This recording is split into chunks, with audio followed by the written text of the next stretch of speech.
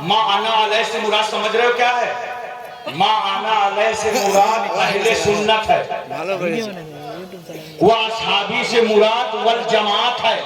بے شک تو یہ جو اہل سنت والجماعت ہے یہ میرے آقا کا دیا ہوا نام ہے، بے شک بے شک، سبحان اللہ سبحان یہ اللہ۔ آقا کا دیا ہوا نام ہے اہل سنت والجماعت، اور اہل سنت والجماعت کا موقف ہے کہ اگر تم چاہتے ہو کہ نجات یافتہ رہو، اہل سنت والجماعت پر رہو، تو نہ کسی صحابی کی توہین کرو، نہ اہل بیت کی توہین کرو۔ اب اگر کوئی اپنے کو مولائی کہے اور صحابہ کی توہین کرے تو یاد رکھنا وہ 72 فرقوں میں ایک فرقہ ہے، بے شک بے شک۔ اس کا اہل سنت والجماعت سے بھی کوئی تعلق نہیں ہے۔ اس لیے دوستو اپنے ذہن پر اچھی طریقے سے ان باتوں کو رکھنے کی کوشش کرو۔ بڑی فضیلتیں ہیں صحابہ کی، بڑی فضیلتیں ہیں مولا علی شیر خدا کی۔ سرکار صلی اللہ علیہ وسلم نے فرمایا ہے نا، انا مدینۃ العلم وعلی بابھا، میں علم کا شہر ہوں اور علی اس کے دروازہ ہیں۔ مگر پوری بات تو سنو، پوری سنو، اپنے آپ ایمان تازہ ہو جائے گا۔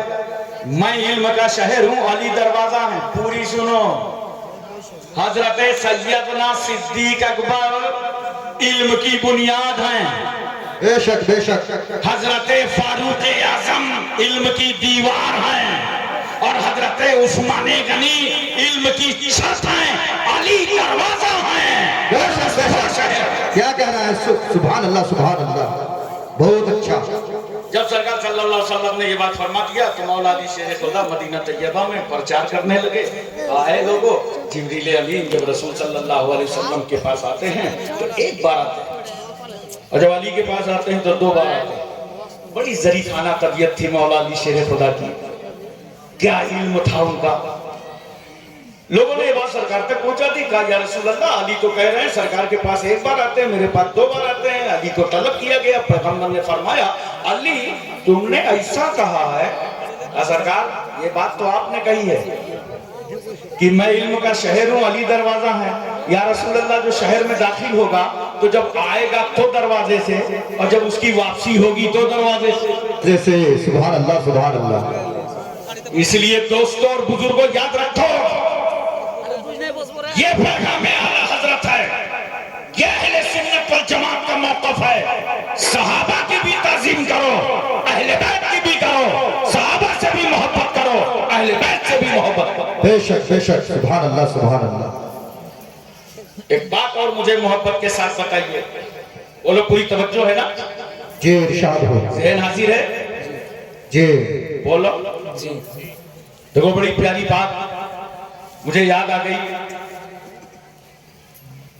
اور اتفاق ایسا ہے کہ میں نے جو آیت کریمہ پڑھی ہے، اگر اس کا ترجمہ اور اس کا پورا بیان محبت سے آپ سن لیں گے نا تو انشاءاللہ کوئی بدعقیدہ آپ کو گمراہ نہ کر پائے گا۔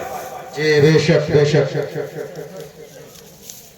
اللہ تعالیٰ فرماتا ہے سبحان الذی اسریٰ بعبدہ لیلا من المسجد الحرام الی المسجد الاقصی، باقی ہے اس رب کو جو راتوں رات لے گیا رات کے مختصر سے حصے میں مسجد حرام سے مسجد اقصی تک۔ جی 1500 کلومیٹر سے زائد سفر ہے، اور مصطفیٰ یہاں بھی گئے، 7 آسمان بھی طے کر کے آئے، بستر گرم رہا، کنڈی ہلتی رہی۔ توجہ کیجئے ذرا سا، اور جب اللہ نے فرمایا جبریل جاؤ میرے محبوب کو معراج کے لیے لاؤ، تو جبریل امین آئے براق لے کر حضرت ام ہانی کے گھر میں سرکار صلی اللہ علیہ وسلم آرام فرما رہے۔ اب یہ حضرت ام ہانی کا مکان حرم شریف کی توسیع کے بعد حرم میں داخل ہو گیا۔ آئے تو جبریل دروازے سے نہیں آئے، آج روٹ بدل دیا جبریل نے، چھت سے آئے۔ چھت پر شگاف ہوا اور چھت سے جبریل نیچے آ گیا۔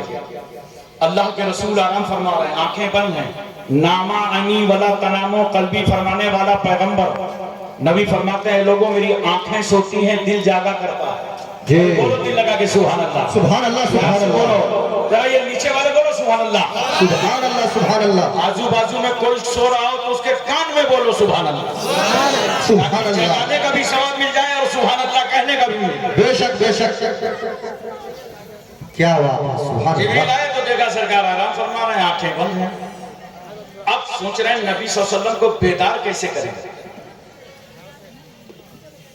तो जिब्रील ने अपनी काफूरी होंठें रसूलुल्लाह सल्लल्लाहु अलैहि वसल्लम के तलवे पे रखी और जैसे ठंडक महसूस हुई, अल्लाह के रसूल ने आंख खोला तो कदमों पे जिब्रील को पाया। नबी ने नजरे रहमत उठाई तो देखा जिब्रील दरवाजे से नहीं आए, छत टूटी है, ऊपर से आए हैं। नबी समझ गए ये दीवार जमीन और आसमान के दरमियान पर्दा थी, दीवार हट गई, जमीन आसमान में अब कोई पर्दा नहीं है। इसका मतलब है आज वो दिन आ गया कि अल्लाह और रसूल में कोई पर्दा नहीं है। बेशक बेशक। अच्छा एक बात मुझे बताओ, इंसान की इब्तिदा कहां से होती है? पैरों से। शुरुआत कहां से है और पूरा कहां होता है? मुकम्मल, कंप्लीट सर से। शुरू होता है पैर से, मुकम्मल होता है सर से। अब जरा जिब्रील का अंदाज़े अदब देखो, जिब्रील अपना सर नबी के कदमों पे रखे हैं। आए आए बेशक।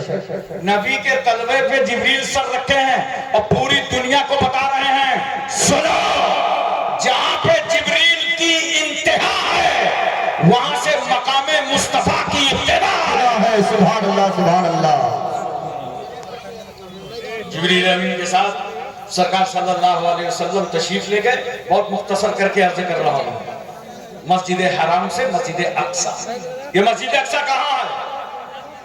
यरूशलेम में। यरूशलेम कहां है? फलस्तीन में। बोलो, अभी सुना था ना कितने दिनों से बमबारी इसराइल कर रहा था, अमेरिका पूरी मदद कर रहा था, 45,000 लोग शहीद हो गए। फलस्तीन के हमास के 45,000 लोग शहीद हो गए, छोटी छोटी बच्चियां शहीद हो गई। और एक बच्ची के घर को तो जब उजाड़ा गया और उसके माँ बाप पर कत्ल कर दिया गया, बम बरसा दिए गए, घर तोड़ दिया गया, तो उस जुल्म को सुन करके छोटी सी बच्ची है, वो कह रही थी जालिमों जो करना है कर लो, मैं अपने खुदा को सब बताऊंगी। सुभान अल्लाह सुभान अल्लाह। मैं अपने रब को सब बताऊंगी। अल्लाह अकबर। हम पर जो अज़ियतें हो रही है अपने रब को मैं सब बताऊंगी, छोटी सी बच्ची कह रही थी। और उन पर मज़ालिम के पहाड़ तोड़े गए।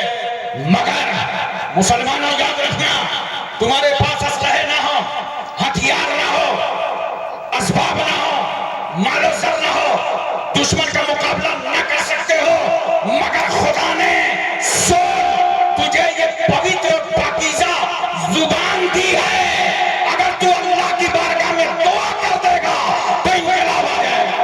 सुभान अल्लाह सुभान अल्लाह। बेशक बेशक। और उसी दुआ का नतीजा हुआ कि अमेरिका में कैसी आग लगी। अबे बोलते काहे नहीं है? बोलो। बेशक जी। कैसी आग लगी अमेरिका में, पूरी दुनिया तक हो गई। कहां है वो लोग जो अमेरिका को सुपर पावर कहते हैं? मेरे सामने तो कोई सुपर पावर बोलता है तो मेरा पूरा मूड खराब हो जाता है। America super power? वो क्या सुपर पावर है जो अपने मुल्क की लगी हुई आग को ना बता सका लगाया किसने?